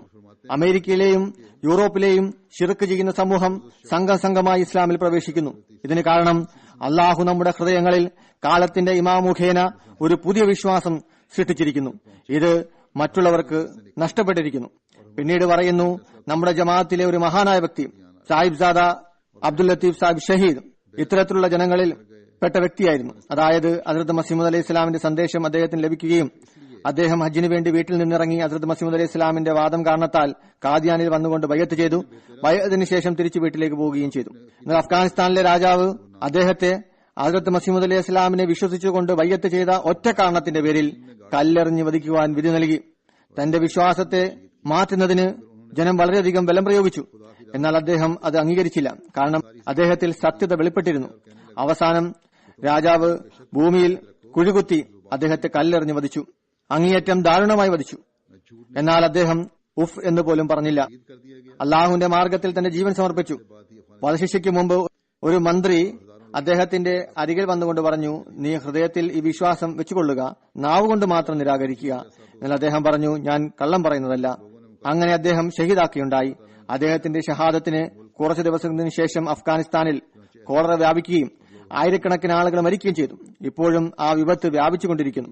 അതുപോലെ ഹദ്റത്ത് മസീഹ് മൗഊദ് അലൈഹി ഇസ്ലാമിനെതിരിൽ ജനം മത്സരിച്ചപ്പോൾ അള്ളാഹു അദ്ദേഹത്തിന് ദർശനം നൽകി. രാജ്യത്ത് പ്ലേഗ് ശക്തമായി വ്യാപിക്കുന്നതാണ്. അങ്ങനെ തന്നെ പിന്നീട് സംഭവിച്ചു. ആയിരക്കണക്കിന് ആളുകൾ മരണത്തിന്റെ ഭോജനമായി തീർന്നു. ഈ പ്ലേഗിന്റെ സന്ദർഭത്തിലും ഹദ്റത്ത് മസീഹ് മൗഊദ് അലൈഹി ഇസ്ലാമിന്റെ സത്യതയ്ക്കുള്ള തെളിവായിരുന്നു ലഭിച്ചിരുന്നത്. കാരുണ്യത്തിന്റെ പ്രതിപുരുഷനായിക്കൊണ്ട് അള്ളാഹുവിന്റെ സമക്ഷത്തിൽ നിരന്തരമായി വേദനയോടുകൂടി ദുആ ചെയ്യാൻ തുടങ്ങി. എത്രമാത്രമെന്നാൽ മസ്ജിദ് മുബാറക്കിന്റെ മുകളിൽ താമസിച്ചിരുന്ന മൗലവി അബ്ദുൽ കരീം സാഹിബ് സിയാൽകോട്ടി റളിയല്ലാഹു അൻഹു പറയാറുണ്ടായിരുന്നു, ഒരു ദിവസം ആരോ കരയുന്ന ശബ്ദം ഞാൻ കേട്ടു. ആ ശബ്ദം ഇത്രമാത്രം വേദനയായിരുന്നുവെന്നാൽ ഒരു സ്ത്രീ പ്രസവ വേദനയോടുകൂടി വിലപിക്കുന്ന പോലെയായിരുന്നു. ഞാൻ വളരെ ശ്രദ്ധയോടുകൂടി അത് ശ്രവിച്ചു. ഹദ്റത്ത് മസീഹ് മൗഊദ് അലൈഹി ഇസ്ലാം വിലപിച്ചുകൊണ്ട് അള്ളാഹുവിന്റെ സമക്ഷം ദുആ ചെയ്യുകയായിരുന്നു. അള്ളാഹുവെ, നിന്റെ മുഴുവൻ ദാസരും മരണപ്പെട്ടാൽ എന്നിൽ ആര് വിശ്വസിക്കാനാണ്? ഈ കാര്യവും ആ മഹാത്മാവിന്റെ സത്യസാക്ഷ്യത്തിന് ഉന്നതമായ തെളിവാണ്. അദ്ദേഹത്തിന്റെ സത്യസാക്ഷ്യത്തിനായി പ്ലേഗ് അള്ളാഹു അയച്ചു. എന്നാൽ അദ്ദേഹത്തിന്റെ ഹൃദയത്തിൽ കാരുണ്യം പ്രത്യക്ഷപ്പെട്ടു. ദുആ ചെയ്യാൻ ആരംഭിച്ചു. ഇതാണ് നബിമാരുടെ കാരുണ്യത്തിന്റെ നിലവാരം. അള്ളാഹു എല്ലാ അഹമ്മദിയിലും ദീനോടുള്ള ആദരവ് ഉണ്ടാക്കുമാറാകട്ടെ. അള്ളാഹുമായുള്ള ബന്ധം വർദ്ധിപ്പിക്കുമാറാകട്ടെ. ക്ഷമയും സ്ഥൈര്യവും പ്രദാനം ചെയ്യുമാറാകട്ടെ. മനുഷ്യ സമൂഹത്തെ സംരക്ഷിക്കുന്നതിനായി ദുആ ചെയ്യുവാനുള്ള തൗഫീഖും നമുക്ക് നൽകി അനുഗ്രഹിക്കട്ടെ. നമ്മുടെ അഹത്തിന് മുകളിൽ നമ്മുടെ വിനയത്തിന് ആധിപത്യം നൽകുവാനുള്ള തൗഫീഖ് നൽകുമാറാകട്ടെ. പൂർണ്ണമായും അവന്റെ തൃപ്തിയിൽ നമ്മെ നയിക്കുമാറാകട്ടെ. ഹദ്റത്ത് മസീഹ് മൗഊദ് അലൈഹി ഇസ്ലാമിന്റെ ദൌത്യ പൂർത്തീകരണത്തിന് തന്റെ പ്രധാന കർത്തവ്യങ്ങൾ ചുവറ്റിലേറ്റുവാൻ നമുക്ക് തൗഫീഖ് നൽകുമാറാകട്ടെ. ഹസ്രത്ത് മസീഹ് അലൈഹി സ്വലാം ജമാഅത്തിലെ ഓരോ അംഗത്തിന്റെ മേലിലും തന്നിൽ വിശ്വസിക്കുന്നവരിലും അർപ്പിച്ചിരിക്കുന്ന പ്രതീക്ഷയുടെയും ആഗ്രഹത്തിന്റെയും പൂർത്തീകരിക്കുവാനുള്ള കാര്യങ്ങൾ പറയാനുള്ള തൗഫീഖ് നമുക്ക് ലഭിക്കുമാറാകട്ടെ.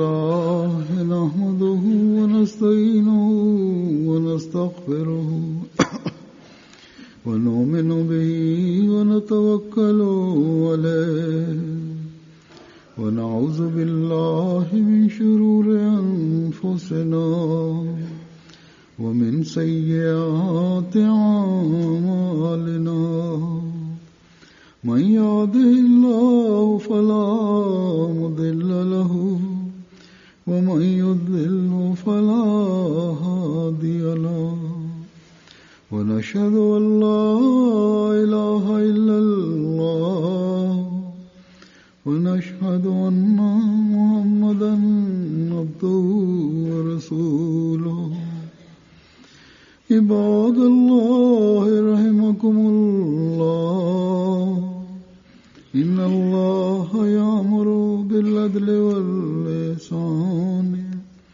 وإيتاء ذي القربى وينهى عن الفحشاء والمنكر والبغي يعظكم لعلكم تذكرون اذكروا الله يذكركم وادعوه يستجب لكم ولذكر الله أكبر.